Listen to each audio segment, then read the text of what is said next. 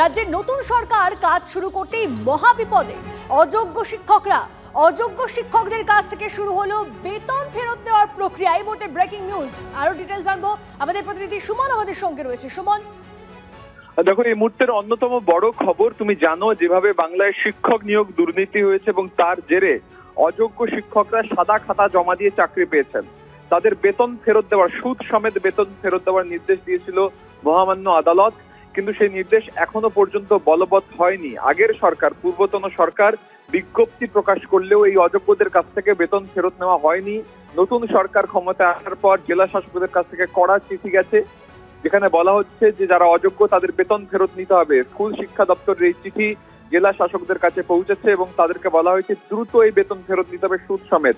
প্রায় 7 থেকে 8 হাজার অযোগ্য শিক্ষক, তাদেরকে এই বেতন ফেরত দিতে হবে। নিশ্চয়ই তুমি বুঝতে পারছো এতদিন ধরে যে বেতন তারা উইথড্র করেছেন সেটা সুদ সমেত রিটার্ন করতে হবে। এবং অগস্ট মাসে কিন্তু আবার এই কন্টেম্পট মামলা রয়েছে, তার আগে এই প্রক্রিয়া শেষ করতে চাইছে বর্তমান সরকার। অর্থাৎ যারা চাকরি চুরি করেছিলেন, যারা টাকা দিয়ে চাকরি পেয়েছিলেন, তাদের মহাবিপদ। বেশ, সঙ্গে থাকো সুমন। আরো একবার আপনাদেরকে জানিয়ে রাখি, রাজ্যের নতুন সরকার কাজ শুরু করতেই মহাবিপদে অযোগ্য শিক্ষকরা। যে কথা আমাদের প্রতিনিধি সুমনও জানাচ্ছিল আপনাদের, অযোগ্য শিক্ষকদের কাছ থেকে শুরু হলো বেতন ফেরত নেওয়ার প্রক্রিয়া। বিজেপির প্রধান মুখপাত্র দেবজিৎ সরকার এই মুহূর্তে আমাদের সঙ্গে রয়েছেন। দেবজিৎ বাবু, অযোগ্য শিক্ষকদের কাছ থেকে এবার বেতন ফেরত নেওয়ার প্রক্রিয়া শুরু হলো। অযোগ্য শিক্ষকদের বেতন ফেরতের নির্দেশ দিয়েছিল সুপ্রিম কোর্ট, কিন্তু এতদিন সেটা আটকে ছিল, এবার তা শুরু হলো। সুপ্রিম কোর্টের নির্দেশ সমস্ত সরকার মানতে বাধ্য। সুপ্রিম কোর্ট বলেছেন এবং যুক্তি দেখে ঘেঁটে সবকিছু করেই বলেছেন যারা টেন্টেড, যারা অযোগ্য, তাদেরকে সরকারি ট্যাক্সের পয়সায় বেতন এতদিন দেওয়া হয়েছিল কেন, সেই প্রশ্নের উত্তর চাই। আর তার সঙ্গে বেতন যখন ফেরত দিতে সুপ্রিম কোর্ট বলেছেন, তো সরকারের তো কোনো সরকারেরই কিছু করার নেই। সরকার বেতন ফেরত নিচ্ছেন সুপ্রিম কোর্টের নির্দেশে। যদি এই বিষয়ে কারোর আপত্তি থাকে, তাকে সুপ্রিম কোর্টে যেতে হবে বা অন্য কিছু করতে হবে। সাধারণ মানুষের পক্ষ থেকে বলতে চাই যে প্রথমত দেখতে হবে যে অযোগ্য শিক্ষক নেওয়া হয়েছিল কেন, তাদের যোগ্যতা কি ছিল, আর যোগ্যরা কেন মাতঙ্গিনী মূর্তির পাদদেশে ঝড় নেই, জল নেই, বৃষ্টি নেই, রোদ নেই, সবসময় গড়াগড়ি গেল। মেধা চুরির যে প্রক্রিয়া গত তৃণমূলের সরকার করেছিল, সেটা এখন যারা মেধাবী, যাদের যোগ্যতা আছে, তাদের জন্য ব্যবস্থা করা দরকার। এটাই আমাদের এখনকার সরকার মনে করে, রাজ্য সরকার মনে করছেন এবং সুপ্রিম কোর্টের নির্দেশ পালন করছেন। বেশ, অনেক ধন্যবাদ আপনাকে। কথা বলছিলাম দেবজিৎ সরকারের সঙ্গে। আর একবার আপনাদের জানিয়ে রাখি, রাজ্যের নতুন সরকারের কাজ শুরু করতেই মহাবিপদে অযোগ্য শিক্ষকদের কাছ থেকে এবার শুরু হলো বেতন ফেরত নেওয়ার প্রক্রিয়া। অযোগ্য শিক্ষকদের বেতন ফেরতের নির্দেশ দিয়েছিল সুপ্রিম কোর্ট, তবে বিজ্ঞপ্তি জারি করলেও বেতন ফেরতের প্রক্রিয়া শুরুই করতে পারেনি তৎকালীন তৃণমূল সরকার। তবে বাংলায় পালাবদলের পরই দাগিদের থেকে বেতন ফেরতের প্রক্রিয়া শুরু করলো বিজেপি সরকার। আইনজীবী ফিরদৌস শামীম এই মুহূর্তে আমাদের সঙ্গে রয়েছেন। ফিরদৌস সাহেব, অযোগ্য শিক্ষকদের কাছ থেকে শুরু হলো বেতন ফেরত নেওয়ার প্রক্রিয়া। আমার একটা প্রশ্ন আপনার থেকে, যে সুপ্রিম কোর্ট তো নির্দেশ দিয়েছিল, তাহলে এতদিন সেটা আটকে ছিল কিভাবে? দেখুন, সুপ্রিম কোর্ট নির্দেশ দিয়েছিল কিন্তু 2025 সালে। আজকে 2026 সাল, কিন্তু এখনো পর্যন্ত বেতন ফেরতের কোনো প্রকার পদক্ষেপ হয়নি। প্রথমে 2024 সালে কলকাতা হাইকোর্ট নির্দেশ দিয়েছিল, সেই নির্দেশকে চ্যালেঞ্জ করে সুপ্রিম কোর্টে যায়। সুপ্রিম কোর্ট ওই নির্দেশ ইনট্যাক্ট রাখে, কিন্তু সুপ্রিম কোর্টের সেই নির্দেশ এতদিন না মানার জন্য আমরা কন্টেম্পট ফাইল করি। সেই কন্টেম্পটের কমপ্লায়েন্সে প্রথমে ওরা জাস্ট একটা ওই ডিএম গুলোকে একটা করে কমিউনিকেশন করে ডিসেম্বর মাসে ফেলে রেখে দিয়েছিল। আজকে এই যখন নতুন সরকার এসছে, তারপরে দেখছি যে নোটিফিকেশন দিয়েছেন, তারা জানতে চাইছেন যে কি পদক্ষেপ হয়েছে টেন্টেড ক্যান্ডিডেটের কাছ থেকে টাকা ফেরতের ক্ষেত্রে।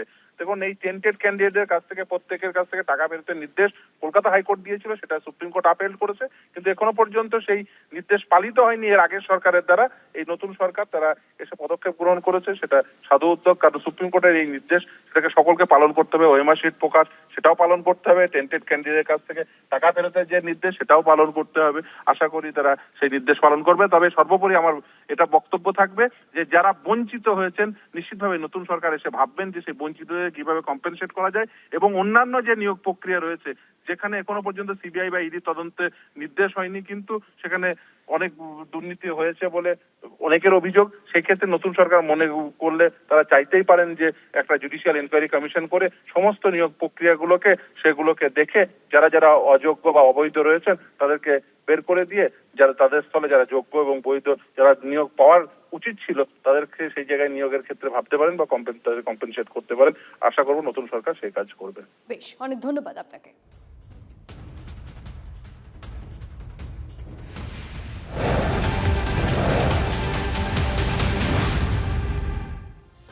এমন আরো একটা খবর দিই আপনাদের, তিলজলার কারখানায় অগ্নিকাণ্ড নিয়ে কড়া বার্তা মুখ্যমন্ত্রী। ধরে নিন এটাই শেষ ঘটনা, মন্তব্য শুভেন্দু অধিকারী।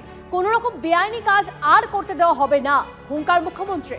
লেদার কারখানায় আগুন লাগার ঘটনায় ইতিমধ্যেই 4 সদস্যের তদন্ত কমিটি গঠনের নির্দেশ দিয়েছেন মুখ্যমন্ত্রী শুভেন্দু অধিকারী। কাল সকাল 11টার মধ্যে রিপোর্ট তলব, দায়ের করা হয়েছে এফআইআরও। ঘটনার পর থেকেই পলাতক কারখানার মালিক, তবে কারখানার 3 কর্মীকে গ্রেপ্তার করেছে পুলিশ, খবর সূত্রে। বেআইনি কারখানা এসব হবে না, চলবে না। সেক্রেটারি কমিটি করেছে, সকালে 11টায় রিপোর্ট দেবে, এফআইআর হবে এবং এটাই শেষ ধরে নিন। এই ধরনের কাজ করতে হবে। আইনের শাসন প্রতিষ্ঠা করার জন্যই ভারতীয় জনতা পার্টিকে মানুষ অপরাধীদের লুকানোর জন্য। পরে খবরে আসি, তৃণমূলে গৃহদাহ অব্যাহত। এবার বেসুরো সাংসদ কাকলি ঘোষ দস্তিদারের ছেলে। সিপিএমের প্রশংসা করে তৃণমূল বিধায়কদের বিঁধলেন বৈদ্যনাথ ঘোষ দস্তিদার। কথা বলবো প্রদীপ্ত, আমাদের প্রতিনিধি আমাদের সঙ্গে রয়েছেন। প্রদীপ্ত, কি এমন বললেন বৈদ্যনাথ ঘোষ দস্তিদার? বারাসাতের সাংসদ কাকলি ঘোষ দস্তিদারের পুত্র, তিনি সমাজ মাধ্যমে পোস্ট করেছেন যে সিপিআইএম এর একজন বিধায়ক, তবুও তারা মিছিল সংগঠিত করছে। তৃণমূলের 80 জন বিধায়ক, তাও সবাই চুপ। এবং একই সঙ্গে তিনি সিপিআইএম এর রাজ্য সম্পাদক মোহাম্মদ সেলিমের প্রশংসা করছেন। বলছেন যে ধন্যবাদ সেলিমদা, সাহস তো দেখালেন, কাপুরুষের মতো পালিয়ে যাননি। এক্ষেত্রে রাজনৈতিক বিশ্লেষকরা মনে করাচ্ছেন যে রাজ্যের বিভিন্ন প্রান্তে যে অভিযোগ রাজ্যের বিরোধী দল করছে, যে শাসক দল কোথাও কোথাও তাদের উপরে চড়াও হচ্ছে, এই ধরনের অভিযোগ তারা করলেও যদিও শাসক দল বিষয়টিকে খুব একটা গুরুত্ব দিতে নারাজ। এহেন পরিস্থিতিতে সিপিআইএম নেতৃত্ব কোথাও কোথাও রাস্তায় নেমেছেন। এই ছবিটা দেখার পরই বারাসাতের তৃণমূল সাংসদ কাকলি ঘোষ দস্তিদারের পুত্র এই ধরনের মন্তব্য করলেন যে তিনি সিপিএম এর রাজ্য সম্পাদককে ধন্যবাদ জানাচ্ছেন, সাহসের কথা বলছেন এবং তিনি কাপুরুষের মতো পালিয়ে যাননি। এই শব্দটি তৃণমূল কংগ্রেসের নেতাদের উদ্দেশ্যে, বিধায়কদের উদ্দেশ্যে তিনি বলছেন। এক্ষেত্রে রাজনৈতিক বিশ্লেষকদের মতে যে তৃণমূল কংগ্রেসের যে গৃহযুদ্ধ বা কোথাও গিয়ে গৃহদ্বন্দ্ব যেটা শুরু হয়েছে, এটা তারই আর একটা ফল এবং সেটা একটা করে সংযোজন বাড়ছে হয়তো। মুখ্যমন্ত্রী হুঁশিয়ারি, গরু পাচার আটকাতে অ্যাকশন মোডে পুলিশ। দাঁতনে গরু বোঝাই কন্টেনার আটক, উদ্ধার প্রায় 28টি গরু। বাংলা ওড়িশা সীমান্তের সোনাকনিয়ায় নাকা চেকিং এর সময় উদ্ধার গরু ভর্তি কন্টেনার, চালক পলাতক। তোলাবাজির অভিযোগে ময়নাগুড়িতে গ্রেপ্তার তৃণমূল নেতা। গ্রেপ্তার ময়নাগুড়ির তৃণমূল নেতা তপন মজুমদার। ডিটেলস জানবো আমাদের প্রতিনিধি নীলেশ্বরের থেকে। নীলেশ্বর, দেখো তন্নিষ্ঠা, রাজ্যের পালাবদল হতেই কিন্তু বড়সড় অভিযোগ চলে আসলো ময়নাগুড়ি থেকে। যেটা অভিযোগ যে বিশ্ব হিন্দু পরিষদ বা হিন্দুত্ববাদী সংগঠনে যোগদান করানো হবে। এই অছিলায় বিভিন্ন মানুষের থেকে হাজার হাজার টাকা তুলেছেন এই তৃণমূল নেতা। এবং এই খবর পাওয়ার পর আজকে বিশ্ব হিন্দু পরিষদের তরফে রাত্রেবেলায় যখন ময়নাগুড়ি থানায় অভিযোগ করা হয় এবং সেই অভিযোগ পেয়ে ময়নাগুড়ি থানার পুলিশ এই তৃণমূল নেতাকে তৎক্ষণাৎ গ্রেপ্তার করে। তন্নিষ্ঠা, আপাতত এইটুকুনি খবর আছে। বেশ, ওই নেতা নজর কিন্তু রাখুন। ধন্যবাদ।